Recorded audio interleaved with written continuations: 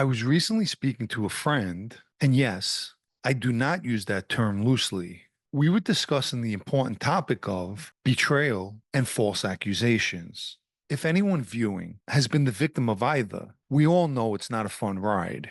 In brief, when I think about false allegations or accusations, two people come to mind: Padre Pio and Saint Nectarios. Padre Pio had the stigmata, which are wounds resembling those of Jesus, and church officials, medical experts, as well as Catholics, all accused Padre Pio of self-inflicting or faking the wounds. However, after numerous examinations, none could prove these accusations. He was also accused of inappropriate behavior with women during confession, claims that were also investigated and found to be baseless. In one instance, it was the ex-fiancée of a woman who started the rumor. It would later come out that some of the accusations were fabricated or influenced by envy, as Padre Pio was becoming widely popular. In addition, he was accused of manipulation and being self-serving. Yet Padre Pio lived a humble life and actually shied away from his growing popularity and would discourage personal glorification. What's more, he was blamed for disobeying orders and for personally causing division within the church. As a result, he was banned from doing his priestly duties, forbidden from saying Mass or hearing confessions. The Holy See, a governing body of the Roman Catholic Church, even sent the bishop to watch, investigate, and report everything Padre Pio did. It turns out his report was favorable of the divine origin of the stigmata, but that report was buried for decades. In the end, Padre Pio was just a victim of hate, plain and simple. Saint Nectarios, like Padre Pio, was targeted with jealousy and slander, especially from his own clergy. He was accused of plotting to become the patriarch. Rumors swirled of inappropriate behavior, particularly with women. After he created a monastery for young women candidates to become nuns, he was even blamed for impregnating one of the girls. However, an examination of the girl proved that she was still a virgin. In similar fashion to Padre Pio, Nectarios was accused of disobedience and plotting against the church, and all done from his growing popularity among the faithful.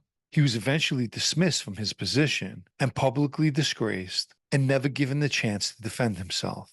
Saint Nectarios dealt with all of this by being humble, patient, and more crucially, forgiving of his accusers.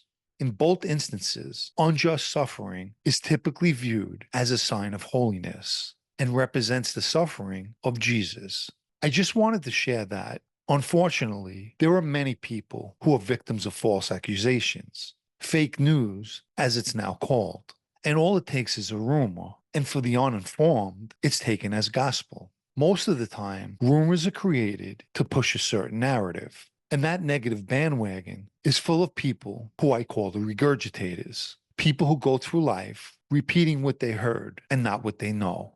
Many people wouldn't think so, but the mob is full of gossipers, and that's a fact. Gossip and accusations can be damaging for a regular person. Imagine what the ramifications can be for a member of the mob. In some cases, it could very well mean the end of him, lights out. For example, take Lucchese member Bruno Fracciolo.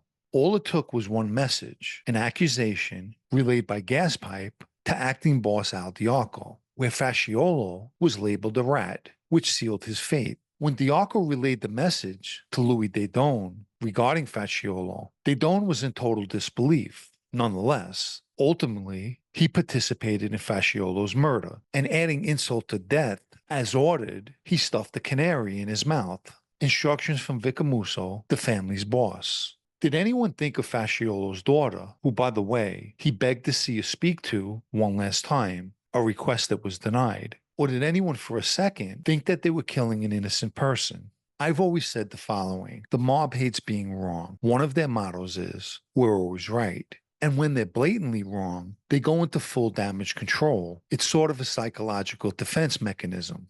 The majority of the people who point fingers are projecting by attributing their own negative traits or behaviors onto someone else. It's much easier to accuse others than face one's own guilt or shame. In correlation, the mob and the wannabes surrounding it always want to control the narrative. It alleviates their own discomfort and shifts blame further away from the truth.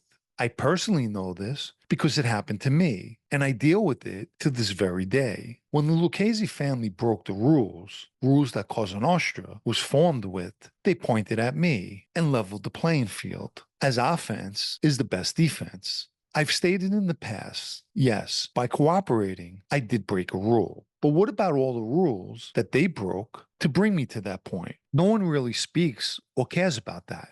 The majority of the time, people simply refuse to take responsibility for their actions. They'd rather attack others to hide their own wrongdoings. It's a learned pattern of behavior, which goes along with the ego and causes people to preemptively attack the very people that they wronged. One of the mob's main objectives is to control group opinion, and they'll use anyone who will share, or rather regurgitate, their narrative. The latter group, in my opinion, is weaker than the gossip mongers. Think about it. They go around preaching the opinion of someone else. So for anyone being falsely accused or gaslighted by others, their toxic ramblings only displays their insecurities and disappointments with their own lives. Trust me, it's about them, not about you. Over the past 7 years, I've had numerous people question why I never respond to any negativity that's spewed towards me. First and foremost, I not only can live, but am extremely comfortable with the truth. They're not.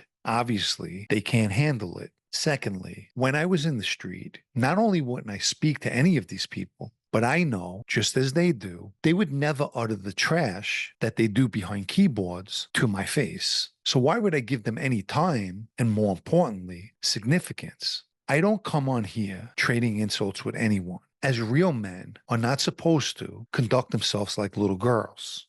One of the reoccurring names I've been called is Judas. For those unfamiliar, Judas Iscariot was an apostle of Jesus who betrayed him for money and possibly power. I'll take just one member of the Lucchese family in particular, Patty DelloRusso. Patty and I became very close and were in each other's company, if not sometimes daily, definitely on a weekly basis. Yet when the false label was placed on me, what did my dear friend Patty do? Did he step up and defend me? After all, he knew me and knew my character. And I'll quote him on something he often told me. This guy or that guy is not like you or me. He's not like us. If you haven't liked this video yet, please take the time now and give it a like, as it helps with YouTube's algorithm. Anyone who'd like to show their appreciation for videos like this, or more importantly, help me to continue making them, you can donate with the super thanks icon down below or through the PayPal Cash App links in the video's description. I'd like to mention my blog, also called Sit Down News, especially for those of you who, like myself, still enjoy reading. It can be found at sitdownnews.com and is a paid subscription.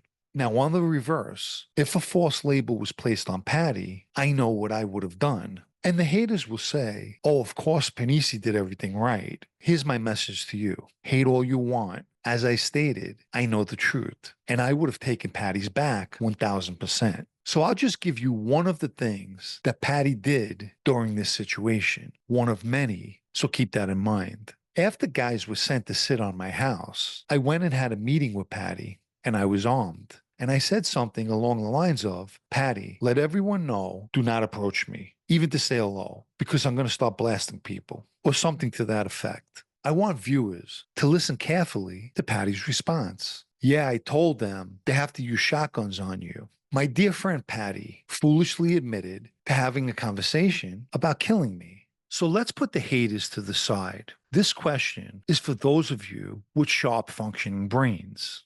Who's the Judas, Patty or myself? And I'll end with paraphrasing the Bible. Look not at the splinter in my eye when you have a beam sticking out of your ass.